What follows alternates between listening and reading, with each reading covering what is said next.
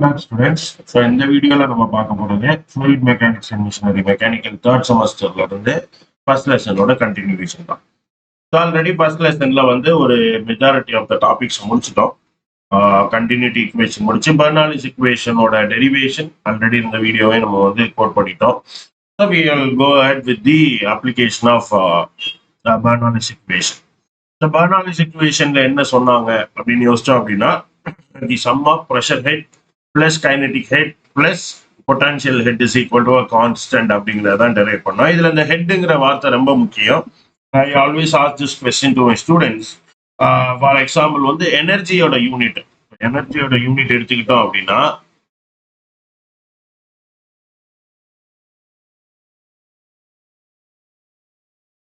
Unit of energy வந்து newton metre. கரெக்டா? Newton metre. But Bernoulli's equation வச்சு நம்ம எனர்ஜி கண்டுபிடிக்கும் போது மீட்டர் அப்படின்னு மட்டும் எழுதி முடிச்சிடக்கூடாது. ஆஃப் லிக்விட்னு எழுதணும். Metre of liquid. Newton metre எப்படி மீட்டர் ஆஃப் லிக்விடா மாறுச்சு? வெறும் மீட்டர், ரைட்? மீட்டர்ங்கிறது லெங்க்த்தை மெஷர் பண்றது. லெங்க்த் எனர்ஜியும் ஒன்னா. அப்போ இந்த அன்னியன் படத்துல சொன்ன மாதிரி கம்ப்ளைண்ட் கொடுத்ததும் கம்ப்ளைண்ட்டை படிச்சதும் ஒரே ஆளா? நீங்க மாதிரி மீட்டர் எனர்ஜிக்கும் மீட்டர் லெங்க்த்துக்கும் மீட்டரா அப்படின்னு யோசிக்கலாம். அப்போ இது வந்து எக்ஸாக்டா வெறும் மீட்டர் கிடையாது. அதனாலதான் நான் சொன்னேன் யூனிட் எழுதும் போது metre of liquid, metre of fluid, metre of water இப்படி இருக்கும். அதை கரெக்டா ஃபுல்லா எழுதலைன்னா I use to reduce marks. ஏன்னா வந்து டெக்னிக்கலா அது மீட்டர் கிடையாது, மீட்டர் ஆஃப் லிக்விட். இதுக்கு காரணம் என்ன அப்படின்னா what we used a term called as head. ஹெட்னா தலை கிடையாது, கிளியரா? தலைனா அதுதான் ஏகே ஆர் தோனி. ஸோ இந்த ஹெட் என்ன இண்டிகேட் பண்ணுது அப்படின்னா energy per unit weight. Energy per unit weight, அதாவது நம்ம pressure energy by weight of the fluid plus kinetic energy by weight of the fluid plus potential energy by weight of the fluid. இதுதான் வந்து எனக்கு கான்ஸ்டன்ட்ங்கிறோம். அப்போ newton metre divided by Newton. இந்த Newton யாரோடது? ஃப்ளூயிடோட wait. கரெக்டா? அது வந்து வாட்டரா இருக்கலாம், ஆயிலா இருக்கலாம். ஆயில்ல டிஃப்ரெண்ட் டைப்ஸ் இருக்கு. கரெக்டா? அந்த same way it could be anything. அதனாலதான் அந்த மீட்டர் ஆஃப் வித் ரெஸ்பெக்ட் யாரு? வாட்டர் போட்டோமா, வாட்டரோட வெயிட்டை கொண்டு டிவைட் பண்ணோமா, மெர்க்குரியோட வெயிட்டை கொண்டு டிவைட் பண்ணோமாங்கிறதுனாலதான் மீட்டர் ஆஃப் லிக்விடுங்கிறது ஜெனரலைஸ்டு டேர்ம். ஸ்பெசிபிக்கா உங்களுக்கு வாட்டர்னு தெரியும்னா மீட்டர் ஆஃப் வாட்டர்னு எடுக்கணும். சரியா? அப்ப இது எனர்ஜி per unit weight, அதுதான் head. So we have stated even in Bernoulli's equation the sum of pressure head plus kinetic head potential head is equal to a constant. கிளியரா? So இந்த விஷயம் தான் உங்களுக்கு வந்து ரொம்ப முக்கியமான ஒண்ணு. இது தெரிஞ்சிருந்தாலே மோஸ்ட்லி சம் முடிஞ்சிருச்சுன்னு அர்த்தம். Clear? So we'll go ahead with the sums of Bernoulli's equation. First sum எடுத்துக்கிட்டோம் அப்படின்னா a pipe through which water is flowing is having a diameter 20 centimeter. மறுபடியும் சொல்றதுதான், நிறைய வீடியோல சொல்லியிருப்பேன். அஞ்சான் படத்துல அந்த சமந்தா வந்து அந்த சூர்யா வந்து அவங்களோட அந்த பாய் வீட்டுல இருக்கும்போது பர்தா போட்டுட்டு வந்து உட்கார்ந்துருப்பாங்க சூர்யாவை பார்க்கணும் அப்படிங்கிறதுக்கு வேண்டி. கடைசி வரைக்கும் சூர்யா கண்டுபிடிச்சிருக்க மாட்டாரு அது சமந்தான்னு. கிளைமேக்ஸ்ல அவர் தான் சொல்லுவாரு, அவங்க கடத்திட்டு போனது ஏன் பொண்ணு இல்லப்பா, ஓன் ஜீவாப்பா அப்படின்னு. இதுல கொடுமை என்ன அப்படின்னா முதல் சீன்ல அவங்களை காட்டும் போதே தியேட்டர்லயே கூட இருந்த அத்தனை பேருமே கிட்டத்தட்ட சுத்தி இருந்தவங்க எல்லாருமே சமந்தாடா அப்படின்ட்டாங்க. அந்த அளவுக்கு ஒரு முக்கியமான ட்விஸ்ட் சூர்யாவை தவிர பாக்கி எல்லாருக்குமே தெரிஞ்சிருக்கும். அந்த மாதிரி ஒரு ட்விஸ்ட் தான் வைப்பாங்க. டயாமீட்டர் அப்படிங்கிறது ரேடியஸ் அப்படிங்கிறத நீங்க கவனிக்கணும். இது ஆல்மோஸ்ட் வந்து நீங்க 10th 9th இருந்தே ஆரம்பிக்கிறது தான். Surface areas and volume maths 9th மேக்ஸ்ல யூஸ் பண்ற ஒரு இதுதான். So make sure when you read the question டயாமீட்டருக்கு கொடுத்துருந்தாங்க அப்படின்னா ரேடியஸ் மாற்றணும். இல்லை டயாமீட்டர் வச்சுமே ஏரியாவுக்கு ஃபார்முலா இருக்கு, தெரியுமான்னு தெரியல. ஸோ இப்போ ரேடியஸ்னா πr², டயாமீட்டர்னா π/4d². சரியா? ஞாபகம் வச்சுக்கோங்க. So either you can use this, already நம்ம யூஸ் பண்ணியிருப்போம். So 20 centimeter diameter and 10 centimeter at the cross section 1 and 2. The velocity of water in section 1 is 4. Find the velocity head at section 1 and 2, also the rate of discharge. So இது வந்து pipe having டயாமீட்டர்னு கொடுத்துருக்காங்க தவிர எனக்கு வந்து potential ஹெட்டை பத்தி எதுவும் பேசல. So நான் ஹரிசாண்டலா இமேஜின் பண்ணி டிரா பண்றேன். இந்த டயக்ராம், இதுக்கு டயக்ராம் தேவைன்னு அவசியம் இல்லை. பட் வரைஞ்சுக்கிட்டோம் அப்படின்னா நமக்கு டேட்டாவை ரெப்ரசன்ட் கிவன் டேட்டாவை ரெப்ரசன்ட் பண்றதுக்கு ஈஸியா இருக்கும். ஸோ இந்த இடத்துல ஒரு ப்ரெஷர் இருக்கு, இது செக்ஷன் 1, இது செக்ஷன் 2. ஸோ இங்க இருக்கிற டயாமீட்டர் கொடுத்துருக்காங்க, டயாமீட்டர் வந்து 0.2 மீட்டர். இந்த இடத்துல இருக்க டயாமீட்டர் வந்து D2 ஈக்குவல் டு 0.1 மீட்டர். இது D1 ஈக்குவல் டு 0.2 மீட்டர். இதை தவிர என்ன கொடுத்திருக்காங்க, the velocity of water at section 1 is 4. So V1 is equal to 4 meter per second. எனக்கு velocity at D section 2, velocity head தான் question mark. velocity headக்கான ஃபார்முலா என்ன? இப்போ velocity வந்து half mv ஸ்கொயர் தான் kinetic energy. But potential head kinetic head எடுத்ததுல நீங்க எப்படி எழுதிருப்பீங்க, v square by 2g. இதுதான் kinetic head. அப்ப எனக்கு v ஸ்கொயர் பை 2g. அப்ப வெலாசிட்டி தெரிஞ்சா டிவைடட் பை 2 into 9.81 நம்மளால போட்டுற முடியும். டிஸ்சார்ஜ் கேட்கறாங்க. டிஸ்சார்ஜ்ங்கிறது ஈஸியாவே கண்டுபிடிச்சிடலாம். ஸோ ஃபர்ஸ்ட் நான் டிஸ்சார்ஜை கண்டுபிடிச்சிடுறேனே. ஸோ டிஸ்சார்ஜ் இவ்வளவுதான் டேட்டா. ஸோ வந்து செகண்ட் இதை நான் ஃபர்ஸ்ட் கண்டுபிடிக்கிறேன். இப்படி நீங்க எக்ஸாமுக்கு கண்டுபிடிச்சாலும் எனக்கு தெரிஞ்ச அவங்க மார்க் வைக்க போறது இல்லை. ஏன்னா ரிக்வயர்ட் டேட்டாவை கண்டுபிடிக்க போறீங்க. அதனால பிரச்சனை இல்லை. ரைஸை வச்சுக்கிட்டும் சிக்கன் ஃப்ரை பீஸ் வைக்கலாம், ஃப்ரை பீஸை வச்சுட்டும் பிரியாணியை கொண்டு வச்சாலும் சாப்பிட தான் போறாங்க. அதையே மாறிச்சுன்னு கேட்க போறது இல்லை.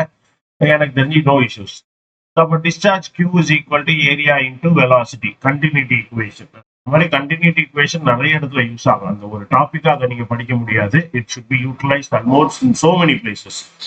So Q equal to pi by 4 into diameter. நான் A1 V1 எடுக்கிறேன். So diameter 1 எவ்வளவு, 0.2 square into 4. So 0.4 into pi by 4 into 0.2 square. 0.2 square 0.04 வரும். So 3.14 into 0.04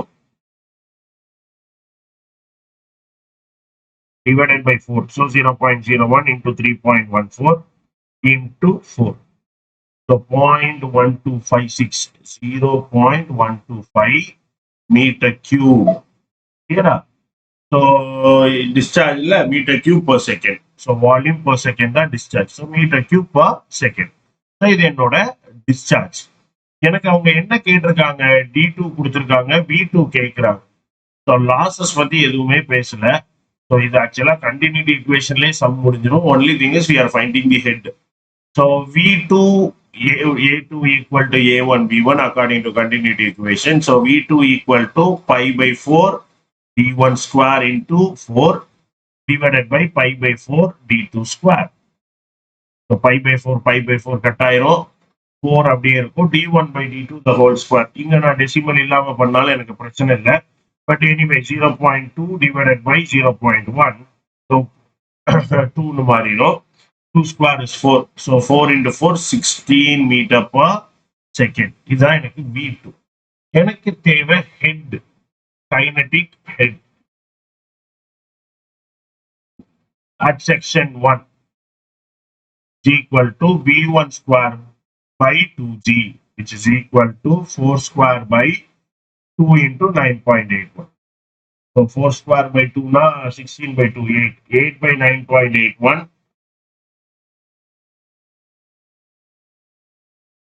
0.815, 0.815 meter of liquid.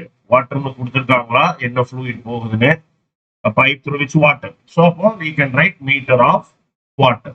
Liquid எழுதுனாலும் தப்பு இல்லை, மார்க் கிடைக்கும்.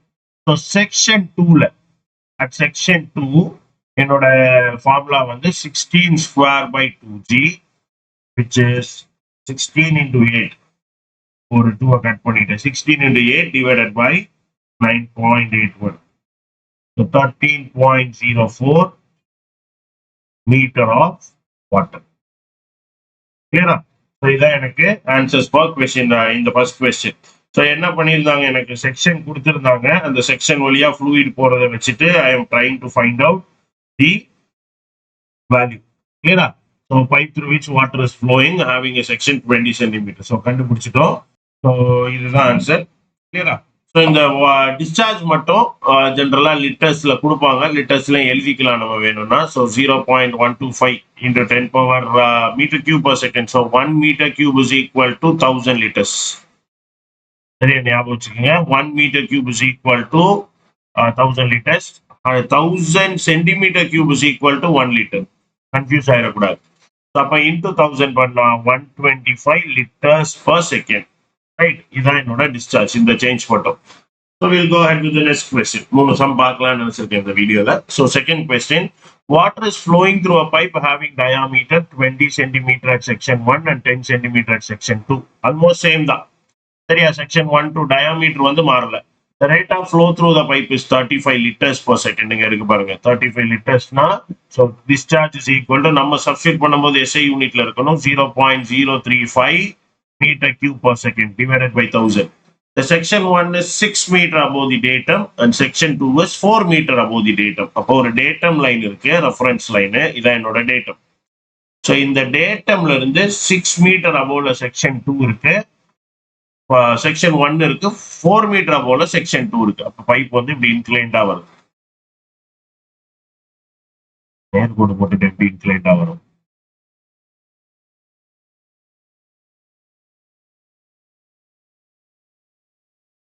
மைண்ட் வாய்ஸும் சத்தமா பேசல. Okay, so this is my sections. கரெக்டா? ஸோ இதான் ஆக்சிஸ் ஆஃப் த பைப். ஜென்ரலா சென்ட்ரா ஆக்சிஸ் தான் எடுப்போம். ஸோ இது வந்து ஹைட்டு which is 4 மீட்டர். இந்த ஹைட் வந்து 6 மீட்டர். சரியா? 6 மீட்டர்னு கொடுத்துருக்காங்க. if the pressure at section 1 is 39, ரொம்ப முக்கியம். ஏன்னா pressure at section 1 நம்ம 1 2 கொஞ்சம் மாத்தி எடுத்துட்டோம்னா ஆன்சர் தப்பா வந்துடும். எல்லாமே கரெக்டா பண்ணிருப்போம், கடைசி ஒரு பிரோஜனம் இருக்காது. So 39.24 newton per centimetre square. Again இங்க கேர்ஃபுல்லா இருக்கணும். சரியா? So newton per centimetre square அப்படிங்கும்போது பர் சென்டிமீட்டர் ஸ்கொயர்ல இருக்கு. So 39.24 into 10 to the power. Centimetre மீட்டரா மாத்தணும்னா 10 power minus 2. ஸ்கொயரை மாத்தணும்னா 10 power minus 4. ஞாபகம் வச்சுக்கோங்க, அந்த யூனிட் கன்வர்ஷனுக்கும் சயின்டிபிக் நோட்டேஷனுக்கும் ஸ்கொயர்னா ஸ்கொயர் பண்ணணும், கியூப்னா கியூப் பண்ணணும். So 10 power minus 4. இப்போ ஒரு சென்டிமீட்டர் ஸ்கொயருக்கு தான் இவ்வளவு. அப்போ டிவைடட் பைல இருக்கு.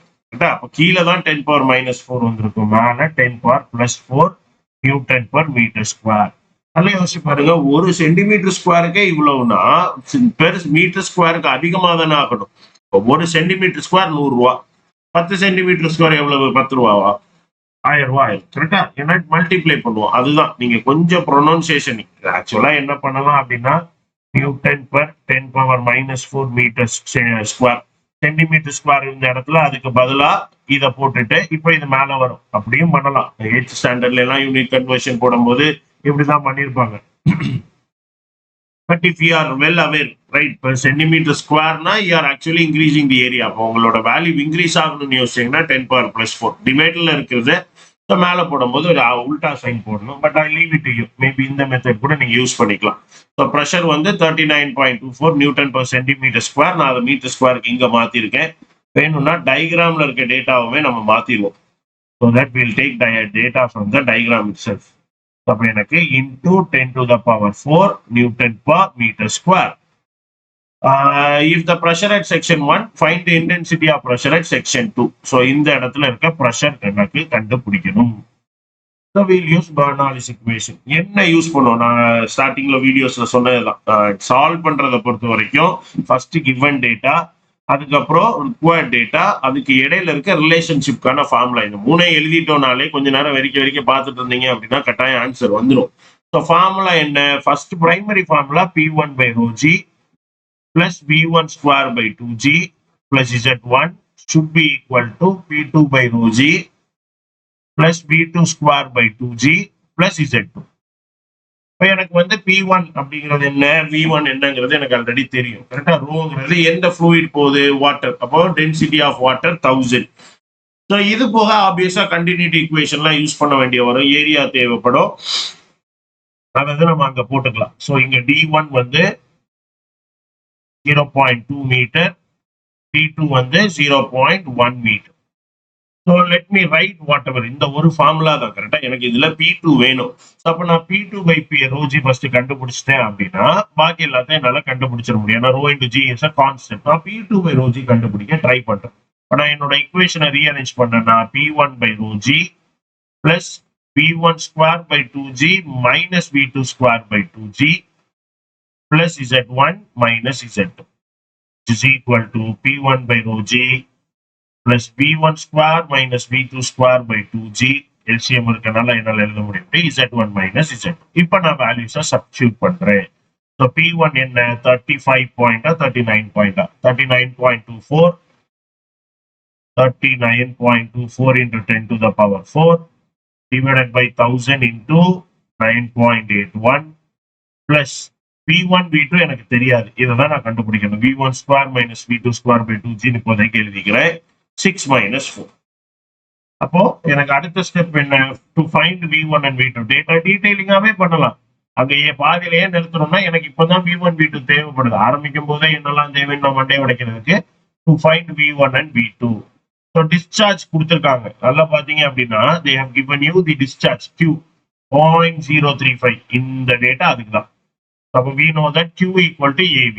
We know that Q equal to A1 V1, Q equal to A2 V2. இந்த ரெண்டு ஈக்குவேஷன் வச்சு நம்ம கண்டுபிடிக்க போறோம். So V1 is equal to 0.035 divided by pi by 4 into 0.2 square is equal to 4 into 0.035. 4 மேல போயிடும். கரெக்டா?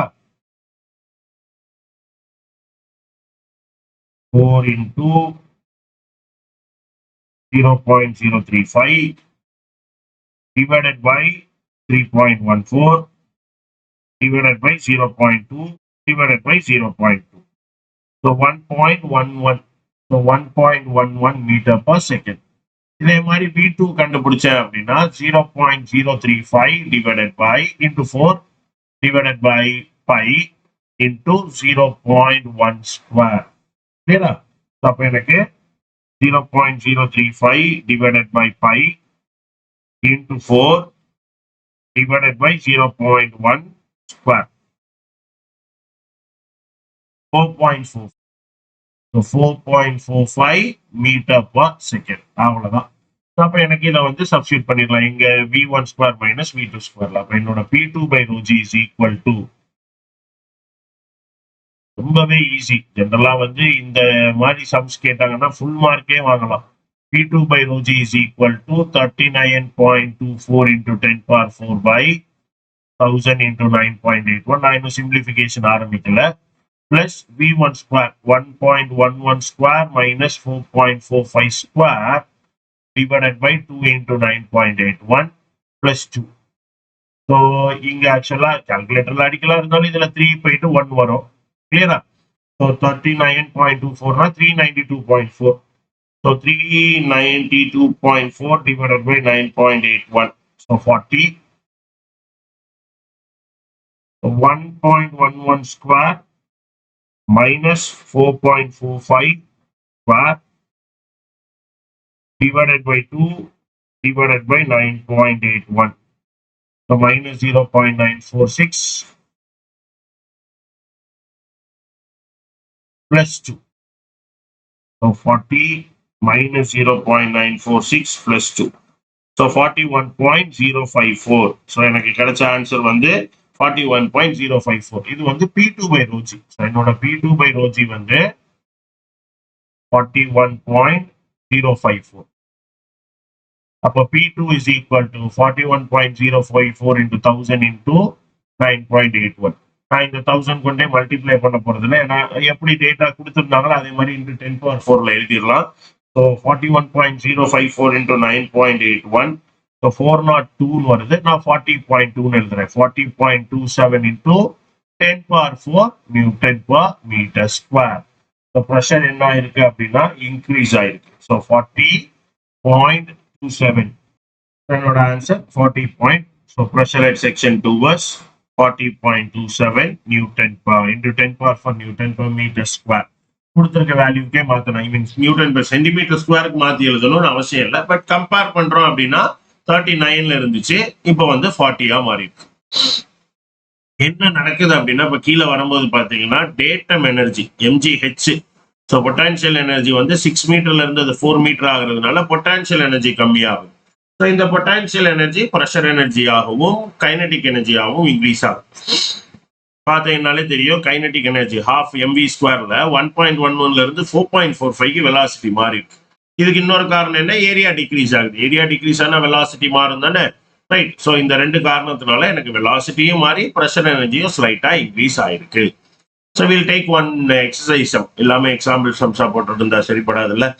So water is flowing through a pipe of diameter 30 centimeter and 15 centimeter at bottom and upper end respectively.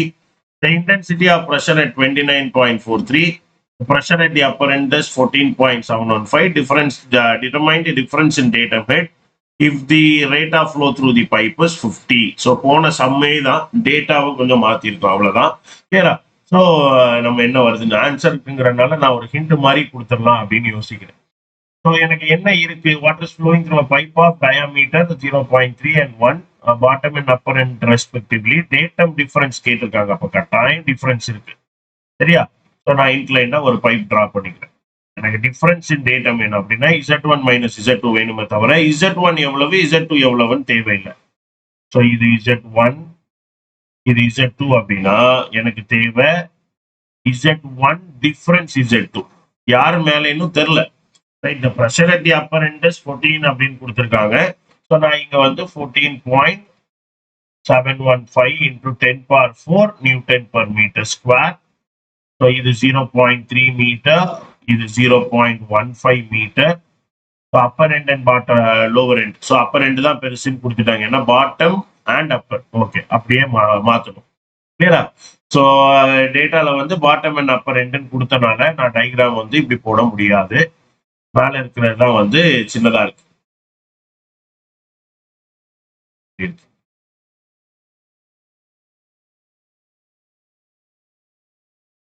இதுதான் என்னோட access, இது Z2. So இங்க வந்து upper எண்ட்ல வந்து upper end 14.715 into 10 power 4 newton per meter square. பாட்டம்ல D2ல வந்து 0.3 மீட்டர், D1 வந்து 0.15 metre. The intensity of pressure at the bottom end. Bottom endல 29.43 into 10 power 4 Newton per meter square. எனக்கு கண்டுபிடிக்க வேண்டியது determine the difference in datum height if the discharge is 0.5 liters. Suppose 50 liters 0.05. So 5000 போட்டா இன்னொரு 0 போடணும் கரெக்டா. Metre cube per second இதான் என்னோட டிஸ்சார்ஜ். ஸோ இதுக்கு நான் இப்போ சம் சால்வ் பண்ண போறேன். அகைன் Z1 மைனஸ் Z2 தான் கேட்டிருக்காங்கிறனால first formula P1 by rho G plus V1 square by 2G plus Z1 equal to P2 by rho G plus V2 square by 2G plus Z2. So Z1 minus Z2 நான் Z2 அங்க கொண்டு போறேன். So Z1 difference Z2 is equal to minus தான், ஏன்னா இங்க negative வந்துன்னா Z2 மேல இருக்குன்னு அர்த்தம். பட் நம்ம அதை எடுத்துட்டோம் 1 2 கரெக்டா. So P2 by rho G minus P1 by rho G plus V2 square by 2G minus V1 square by 2G. So V1 V2 கண்டுபிடிக்கணும், அதை கண்டுபிடிச்சிருவோம். V1 is equal to Q by A1 which is equal to Qங்கிறது 0.05 into 4 divided by pi into D1 square 0.3 square. 1 வந்து மேல இருக்க section, அப்ப நான் 2 தான் எடுக்கணும்ல. So இது வந்து 0.15 ஸ்கொயர். அப்போ எனக்கு என்ன கிடைக்கும் 0.05 into 4 divided by pi divided by 0.15 square 2.829. So velocity at section 1 is 2.829. So 2.83 வேணா வச்சுக்கலாம், 2.8 ஓகே தான். So V2 என்னோட velocity at 2 was 0.05 into 4 divided by pi into 0.3 square.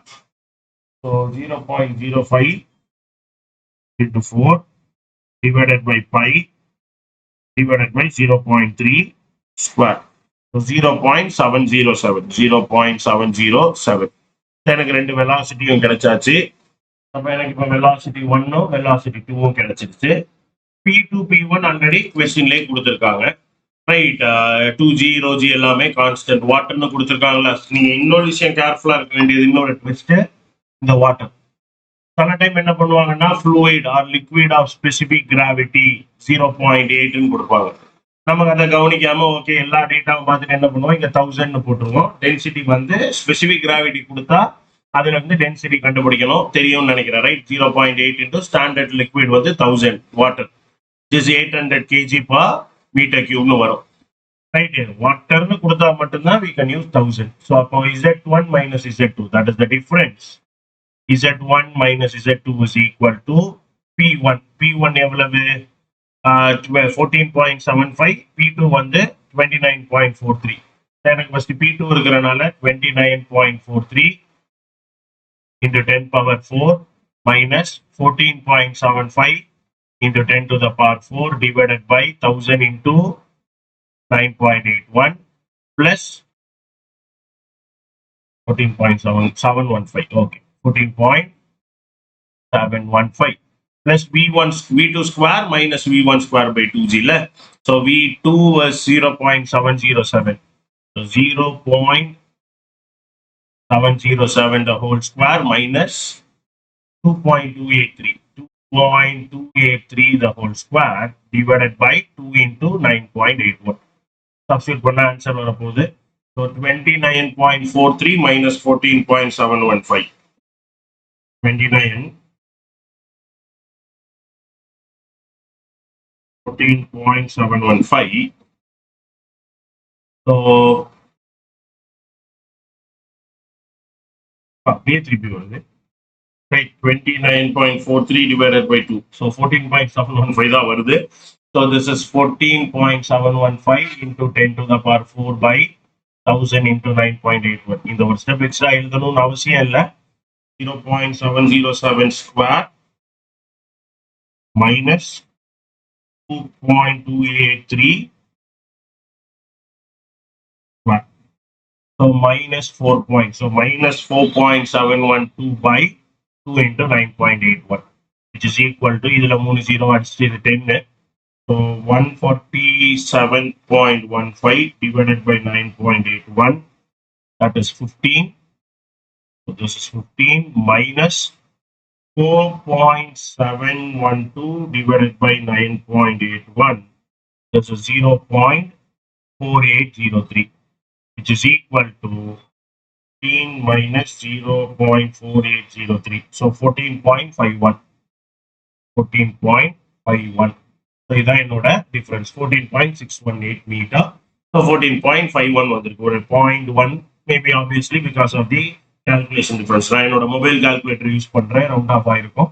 Right, நான் ஏதாவது வேல்யூ ஒன்று கம்மியாக எடுத்துருப்பேன். கட்டாயம் வந்து நீங்க ப்ராப்பர் கால்குலேட்டர்ல சயின்டிபிக் கால்குலேட்டர் யூஸ் பண்ணும்போது ஆன்சர் வரும். அப்படியே வரலைனாலும் இந்த ஆன்சர் தான் வருதுனாலும் you get full marks. Right. So the change error percentage எடுத்தோம் அப்படின்னா 14.51 minus 14.618. So 0.108 divided by 14.618 into 100. 0.73%. 1% கூட deviation வரல. ரைட், அதனால ப்ராப்ளம் கிடையாது. ஏன்னா ஸோ இதுதான் ஆன்சர். ஸோ ஒரு 3 சம் சால்வ் பண்ணியிருக்கோம் பெர்னாலிஸ் இக்குவேஷன் அப்ளிகேஷன்ல. இன்னும் ஒரு 2 சம் போட்டுட்டு அந்த வீடியோலயே ரியல் ஃப்ளூயிட். ரைட், ஏன்னா இது எல்லாமே வந்து if you go back to the derivation, Bernoulli's equation derivation போனோம் அப்படின்னா we have 4 assumptions. The fluid is incompressible, the flow is irrotational, the flow is steady, the flow is non-viscous.